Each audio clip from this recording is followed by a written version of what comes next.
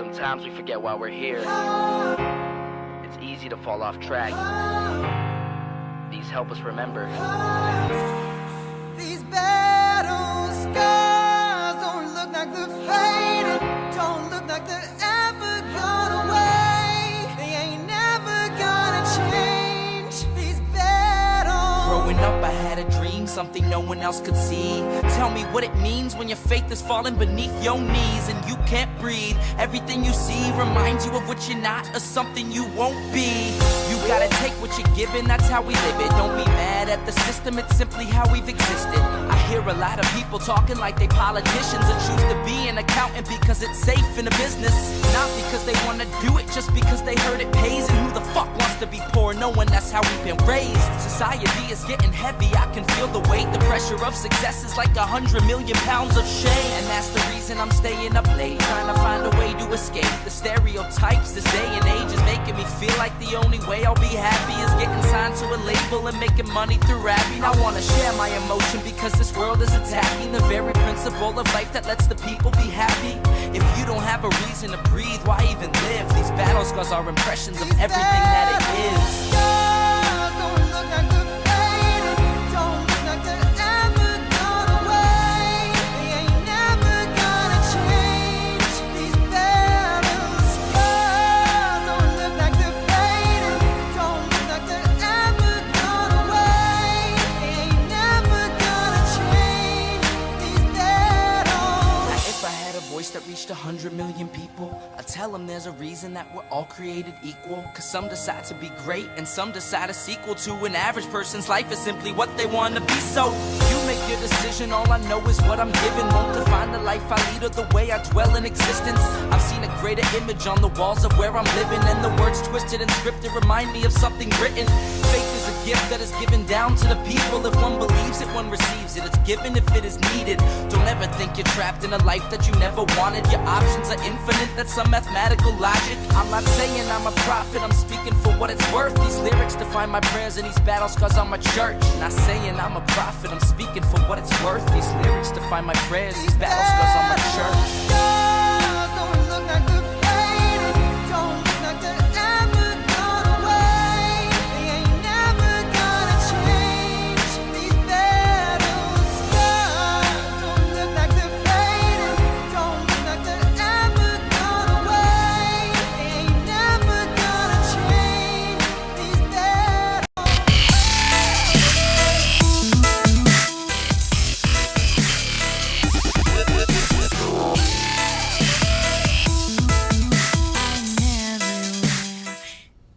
Well, hello everyone. How are you doing?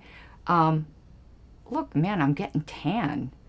I've been eating lunch outside and getting a little bit of tan to try to get some vitamin C in this system. And I'm just going to tell you something scandalous right now. And I don't need to do all my promos because look, they're down here in my scrolling bar. But I need to change that. I will mention Patreon because I am trying to reach a goal for September. And I need $15 a month more in Patreon support in order to meet that goal. The scroll bar says 20, but I got a new $5 subscriber today. I have not yet been able to update my closing thing, but I will, and I haven't sent my thank yous to them. So yes, my shameless grifting will continuously scroll, but what if it's wrong? Again, Patreon, merchandise, I forget what else I have down there. There's a bunch of things in the low bar. I put in an affiliate link for Radicals for Capitalism. That is a book we are going through with my patrons. I love it, but if you want to buy it, it's down there in the scroll bar. Also, this book, which I'm not doing with patrons, I'm doing here. I put an Amazon affiliate link, and of course, super chats. All right, we're going to go to what we want to go to tonight. Unless there's a lot of discussion, it's probably going to be a fairly short episode. And yeah, I had to take my nails off, and they're nasty. But oh my God, look what, I'm not trying to give you, it's not the middle finger, I'm not trying to give you the ring finger. But you see how, look what I did to that finger when I pulled that nail off. Woof. Ooh. Cactus stock. Let me put this up on the screen, Mr. Speaker to the Ducks. I learned a word today you'll enjoy. Kakistocracy. Government. Okay. Aren't most governments are that way, I think, but I'm going to need to I don't learn words as easily as I did when I was younger, and I love learning new words. So I will keep that in mind. And there was a word I kept trying to learn, and I kept repeating it. I'm going to have to put it in my, you know what I have to do? I'm going to put like words of the day in my scrolling thing. I think most of my listeners, you know, they like reading, they like education. I think you guys will enjoy it. Maybe I'll put kakistocracy there. Oh, drywall, thank you so much. I truly appreciate it. That is so helpful. It was a super chat from drywall. And I'm so thankful. I'm so thankful when I get those. We're going to do the final part of the Libertarian Handbook today. I want to tell you ideas I have for some future history shows. I think you guys can tell this is what I really love doing. Like the LNC drama stuff is sometimes necessary, but I don't love it. This is my happy place, and I think you can tell. So I told you guys about this old Libertarian Party of California newsletter. And we're starting to get more stuff into LPedia as members are putting things and people are sending me things as I'm buying things. I'm going to start doing state-specific history shows. And it might be somewhat random. So this main LP time capsule will always be broader Liberty things, but I'm going to have little sub-shows. So I'm going to do like a California one. So we'll have a playlist that's just California history for people who are interested in that. And I hope that's exciting to you guys. It's exciting to me. I've got a lot, and I want to do the older stuff if possible. So the states that I have older stuff on, Colorado, California, there's probably more. I think New York. We'll start doing some shows like that. So that'll keep me busy. Because right now the LNC list is pretty quiet. There's no LNC drama. Let me tell you the latest. Oh, there's drama. I forgot. Not on the LNC list. On the LNC list, there's a talk where they want to cancel the October 3rd meeting because, and I got like a hair on my mouth. I think it's stuck in my glasses. Because there's really nothing on for the agenda. Because they blew their entire wad with suspending me. And Richard Longstreth is getting married. And congratulations to Richard Longstreth. Even though I don't care for the man, I wish him marital happiness. You know, just because I don't like someone on the LNC doesn't mean I have to wish misery on them in the rest of their life. And I know his spouse, future spouse, and he's a sweetheart. Okay, so I wish Richard all the best. In his upcoming nuptials, and congratulations. But the other reason I think this is me speculating and they don't like it, too bad, what are they going to do? Suspend me? I think they're trying to avoid public comment. I wouldn't want to face public comment after that railroad ramrod rape job they did to me either. But they also don't have anything on the agenda, so it's not entirely unreasonable. I mean, to be fair, okay? But here's where you can't be fair. And I'm going to do a whole show on this. I'm not really discussing my JC appeal because A, I don't want to politicize the JC. But I said I would discuss any gross abuses that happen, either procedurally or factually. One happened, not on the JC's part. I probably would keep quiet on anything they did till the end. Because again, politicizing the JC is just a no-no. But the LNC, in its response to my petition, lied. Lied like a rug. And what's so bad about the lie is it's not even a he said, she said. There's receipts. Why do you lie about something that's so easily disprovable? I'm going to do a whole show on it. Because it is gross. I was like, my jaw dropped. I went, reading. Okay, that's what I expected. Reading. Then I was like,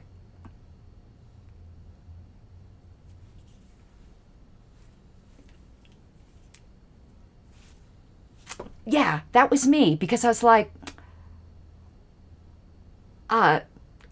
what? I'm sure you all are dying to know. So we will discuss that, and that alone. All right. Oh, for my patrons, so y'all consider that, we do have a private Discord, And those discussions are starting to hop. And there's a lot of discussion about future shows. So I would love to have you there. All right. Let's get to what we're going to finish here. Oh, and one last thing about the JC thing. I do think my case is really, really strong. I am proud of it. I have a whole team of people working with me. So, and people who read my petition know that because they noticed some weird abbreviations in there that aren't standard abbreviations, so you could tell that I wasn't the only author. Like, NLP, I think, is used for National Libertarian Party. That's not something we ever use in the LP, so you could tell that part was written by my parliamentarian. But I do think I have a really strong case. That being said, the JC rarely overturns the LNC. So I don't know what my chances are. I'm being very realistic about it, but I'm proud of my case. And I think once the documents are widely distributed, which I am not distributing until after the results, other people can get it by requesting it from the JC. I ask my followers and supporters, please don't make it a public thing and widely distribute it, again, because I don't want to politicize the JC. It's your right to do it. Some people already have on the opposition. Let them do it. All right, let's get to the show. I'm sorry, I keep saying get to the show and then I don't get to the show. I have a question for you guys. I'm having problems with my Mac. It's problems with me, not really with my Mac. Well, it's kind of problems with my Mac and problems with me. All I use is Mac, so just FYI. So for some reason, on all of my Macs, even on the sidebar and on the desktop, it's not showing external drives. Even when I go into Finder Preferences and say show them, it's not showing them. I can reboot, I can relaunch the Finder, and it's not just on one Mac. It's on all of them, so I think it's probably some kind of bug in an update, but whatever. There is a command key. If you're on the desktop, there's a command key you can use that will show then all of the connected drives. And I have it in muscle memory, and then all of a sudden my muscles forgot, and my brain never knew it, and I'm sitting here going, how do you do it? If anyone out here knows it, please tell me, because I'm old and I forgot and I can't figure it out and I can't get to my external drives without them and I need them for Lpedia. I'm like freaking out. Please, Obi-Wan Kenobi, help me. You're my only hope. Okay, hopefully one. And I tried Google because that's how I learned it to begin with.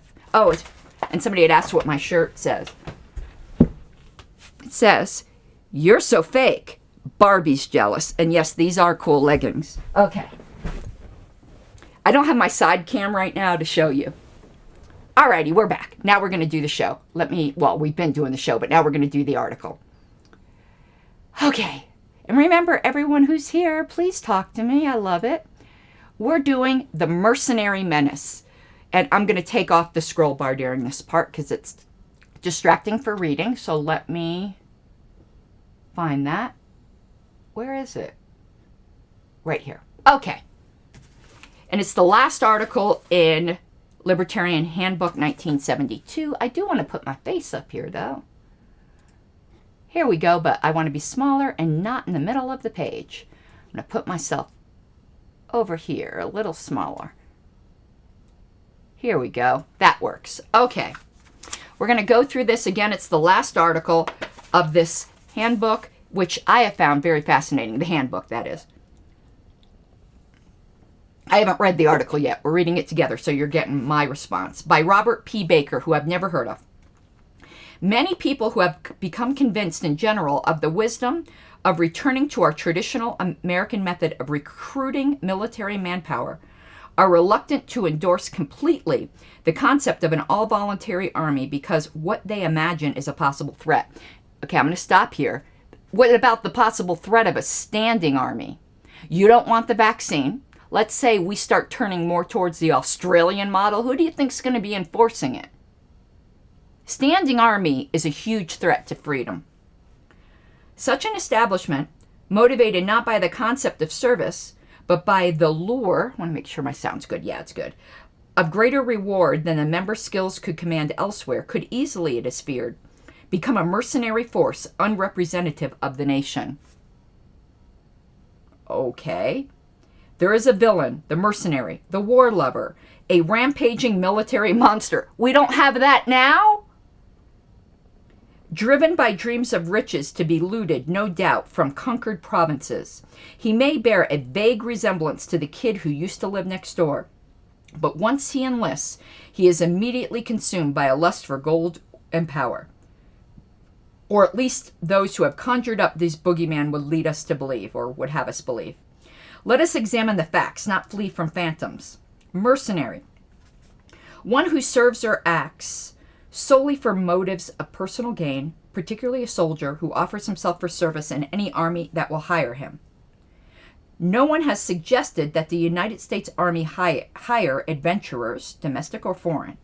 Rather, libertarians have urged that Americans be induced to take the job of a soldier, just as they are induced to take the job of a salesman or senator, through a reward great enough to compete with other employment alternatives, taking into account opportunities for advancement, education, travel, and retirement benefits.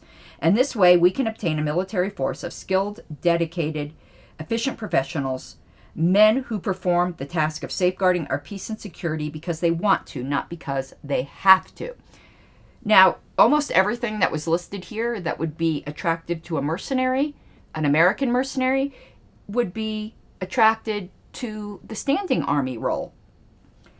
What of the supposed danger that such skilled professionals might attempt to force their will upon the people they are sworn to defend? And by the way, the agencies like Blackwater and things like that, aren't they mercenaries? Don't we already have this? In the United States, there has never been any factual foundation whatsoever for apprehension in this regard. In the first place, the conscripts we now rely upon. Now, you've got to remember the time this was written. This was 72. This is before the draft was eliminated. Okay, so when he's talking about conscripts, he's literally talking about drafted men. The privates and corporals have utterly no political influence or opportunity to gain it, as is demonstrated by the grotesque wages for which they labor. The military influence over civil affairs that does exist in our country is exercised with a Z. I've never seen exercised spelled with a Z. Is that like a British or an old spelling? I like it. Okay, I gotta look that up. Let's look up exercised with a Z. So I'm looking up exercised or exercised. Okay, let's see. No, that didn't. Why didn't it do it the right way? Oh, because that's not it. No, this is exer and exor. There's nothing with a Z. Interesting. I wonder if this is just a misspelling. Let me look it up just with the Z. Google has sucked for me today, by the way. I can't find anything in Google. Okay. Here's the definition.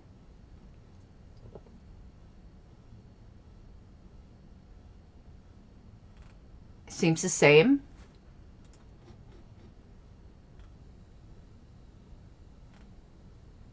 What is the correct spelling? Okay, right here. Don't want that at. Oh, come on now. I already have Grammarly. Yeah. Okay, it says it's misspelled.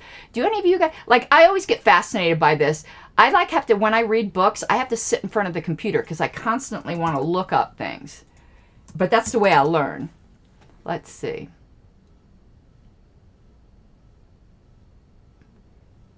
No, it's the same as exercise. It's just a different spelling, I guess.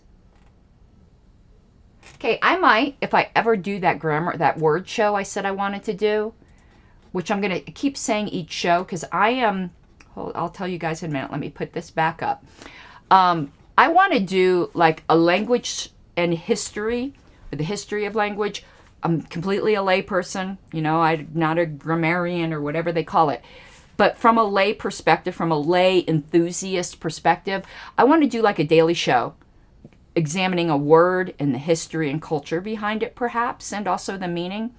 But I need the ideal co-host who's also fascinated by these sorts of things, that listens to like A Way with Words and, you know, just loves that kind of thing, that has a dynamic personality, that is willing to get online every day to do a daily show. Okay, a short daily show.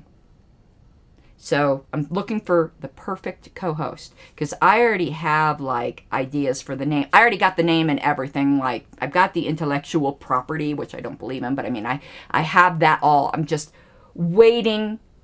It's just not right yet in my head.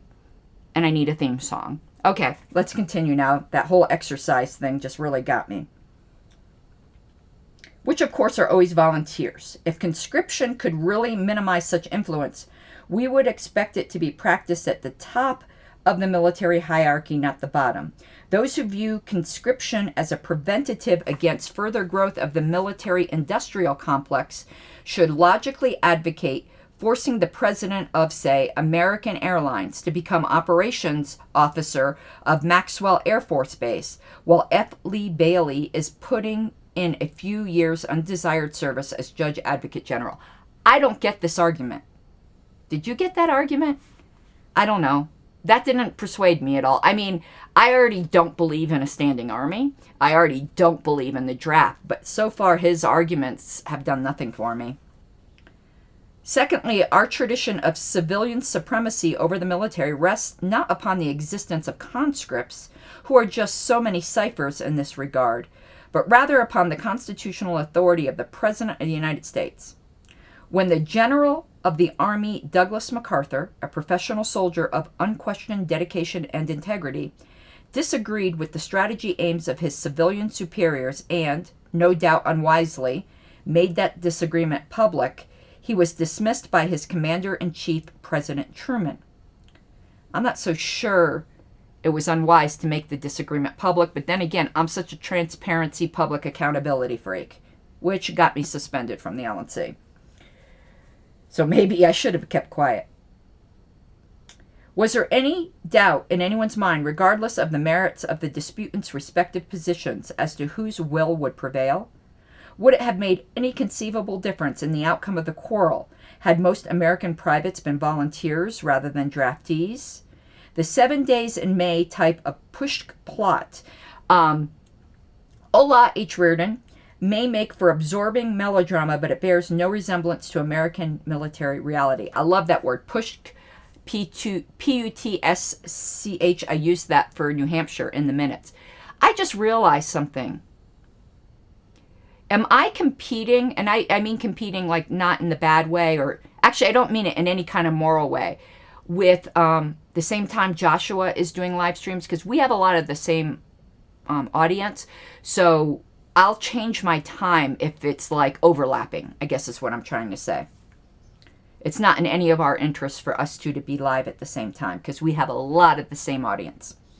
If the alleged menace of voluntary professional military service had any basis, okay, it seems to me he might be arguing, he might not realize it for what we have now. We have voluntary service now, but it's just for a standing army rather than volunteers as needed, which is what I understood him to mean by mercenary. Okay, so it seems to me he's just arguing for what we have now. If the alleged menace of voluntary professional military service had any basis, we would expect to see some reflection of it in those nations which depend today upon military for their defense. I mean, volunteers for the defense. And this is why I think he's just arguing. And H. Reardon, is it on now? It says, consider the United Kingdom, Canada, India, and New Zealand, each of which have armed forces considered adequate to their security requirements, and each of which depends solely on volunteers. And they have what we have now. So I misunderstood what this article is all about, apparently. Are these the countries wherein military leaders have undue influence? Consider further Greece, Cuba, Spain, and Albania. Each is under the thumb of a military-backed communist or fascist dictatorship. Each practices conscription. Have their coercive recruitment policies had any ameliorative effects upon military domination of their governments? It is not the presence or absence of conscription that makes the difference between the garrison state and the free society, since examples can be found either way. Rather, it is my tongue today. Oh, he's not yet come on. I wonder if he's having issues. And I'd like to watch a show. Isn't it Top Lobster today? Rather, it is the settled determination of free men to preserve their free institutions. The psychological consequences of the mercenary myth are hard to assess, but nonetheless real. If there were in fact any militarist danger, from whom would it come? Consider and beware the conscript whose girl couldn't wait, who was forced to postpone, perhaps forever, his plans for education, his dreams of his own career, because his neighbor said, "I think a fellow should be compelled to become better, and not let him use his own discretion whether he wants to get smarter, more healthy, or more honest." What attitude toward the rights of his fellow men will be held by the man whose own rights were so blatantly violated? And wow, that is powerful. So just in case you missed, because I was kind of speaking fast, saying, would not a drafted man start to have less respect for the rights of his fellow men, since his was pretty much just obliterated? That is an excellent point against conscription. Okay, let me go down a page here. Let me figure out how to do that. There we go. Well, good. I'll go down his channel because I like to hear from Top Lobster. Okay, would he not prove receptive to the man on horseback who proposes to remodel others according to his own concept of better? If anyone is to be feared, it is the grudge-bearing ex-conscript, not the volunteer, whose dignity and free will were respected, who was offered and accepted a job rather than a yoke. And finally, what is the effect of the mercenary myth upon those who already volunteer? There are at this moment hundreds of thousands of decent, hard-working men who freely choose military service. To them, the advocates of the mercenary myth say, you are not to be trusted. Because you have freely taken on the task of defending your country's peace and security, you represent a threat to the nation.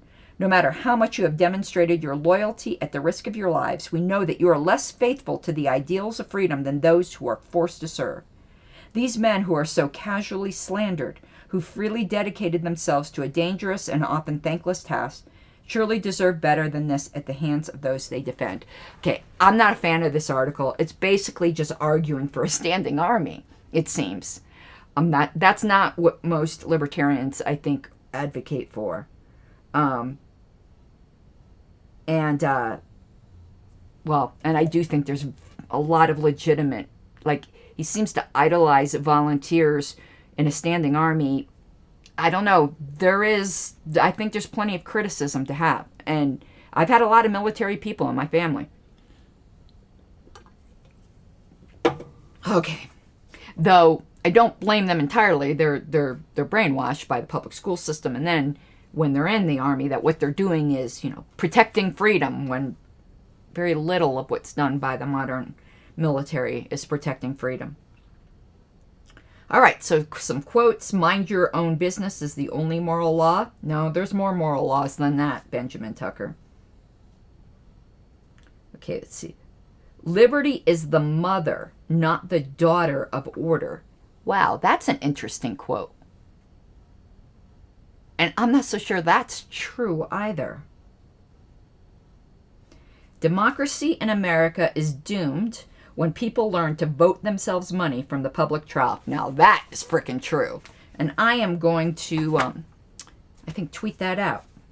And look, there's your ticket to a free society, a membership in the Society for Individual Liberty. And that was such a great organization. Okay, there's some more quotes that finish out this book. I'm only going to read the ones I think are particularly good. So because there's pages of them. Let's see what we got here.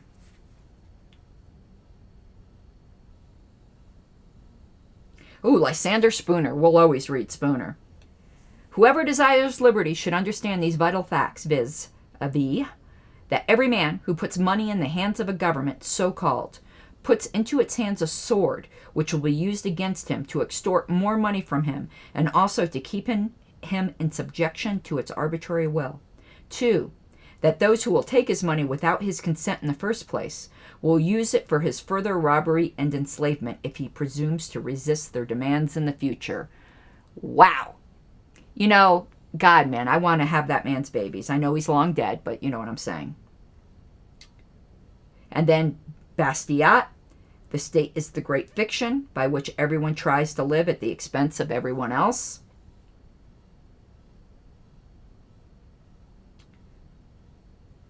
Oh, look at this. Louis Brandeis. Experience should teach us to be most on our guard to protect liberty when the government's purposes are the most beneficent. Oh my God.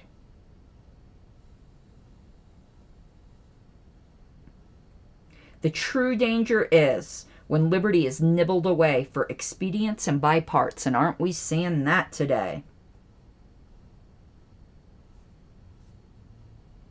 Let me see here. Schiller, the voice of the majority is no proof of justice. A supermajority suspended me. Government is organized crime.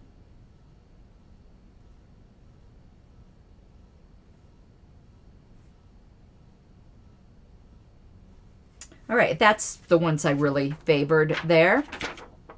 Let's take a look at the back cover, because I am just going through this whole book with you. Whoops. Right we go. The New Banner. I have a few of those publications.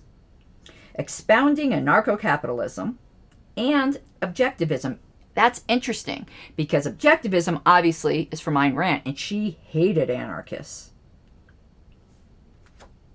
Interesting. And here's the back cover. Double your money back.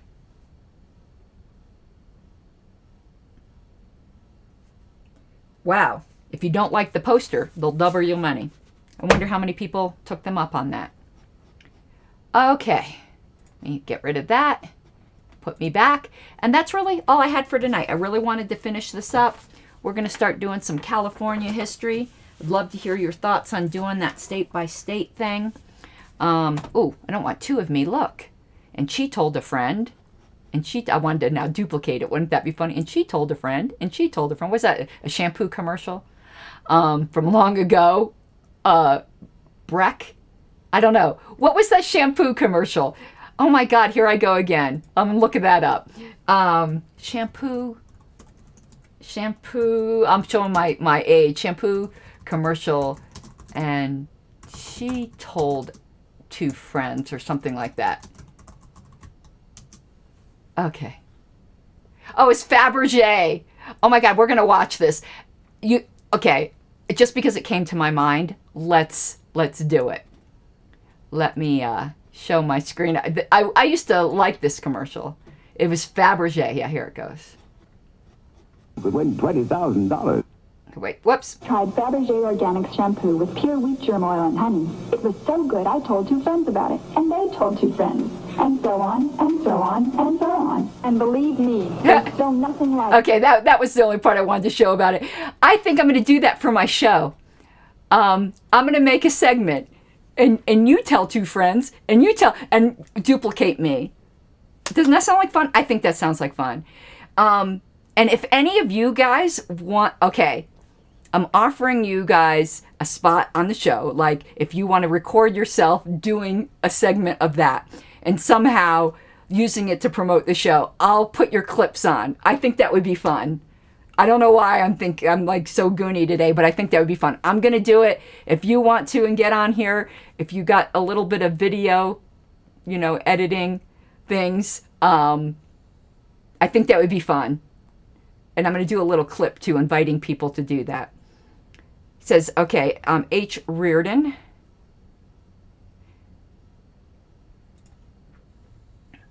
If things in New York City in the 70s were as bad as things in New York City are today, Ayn Rand would have left New York City. Malice left New York City for that reason. Yeah, not that things were great. Right, you're absolutely correct then, but New York City is our Australia. also here, I would disagree with Malice here. Malice, where does he do this? Was it just on his show?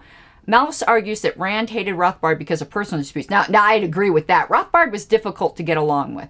I'm not sure I would have gotten along with Rothbard. But so was Ayn Rand. Both of them were very difficult people, so I could see them not getting along. Galt's Gulch was practically Ancapistan. And I always thought that too. It was. But that doesn't mean she was a fan of anarchism, because she really wrote extensively against it. And so did her disciples. There's an article that I'm going to eventually do a show on because I love it, from Roy Childs, which is an open letter to Ayn Rand. And he discusses her objections to anarchism. And I love that article. Roy Childs, though, later in life abandoned anarchy, but never would tell anyone why. And I thought that was so weird. So we still don't know why he abandoned anarchy. I suspect it was for emotional reasons. And I suspect he never told anyone why, because he couldn't defeat his prior arguments for it.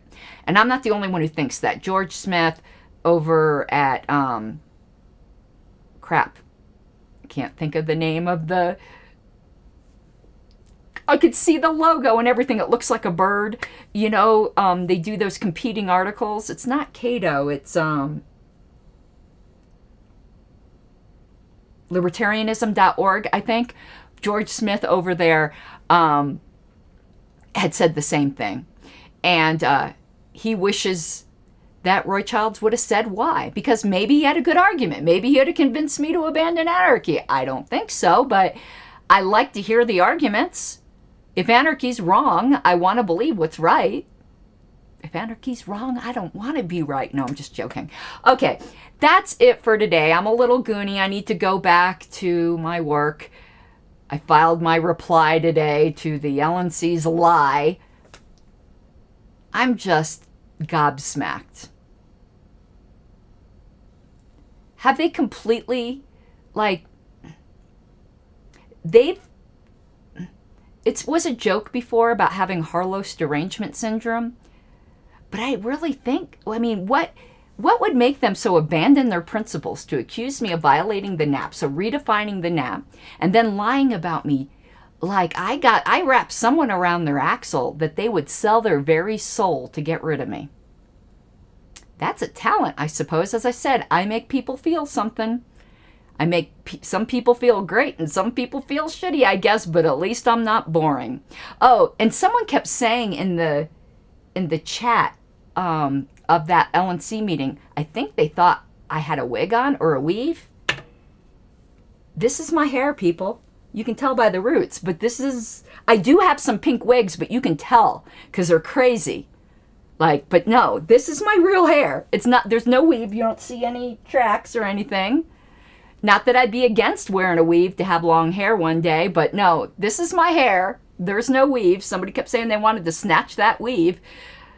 Good luck. You'd be pulling out a handful of real hair. All right, everyone. Good night. I might be back later because I want to talk about that LNC lie so badly, but I got a lot to do. I love you. Thank you, Drywall, for the super chat, and I hope you guys have an awesome night.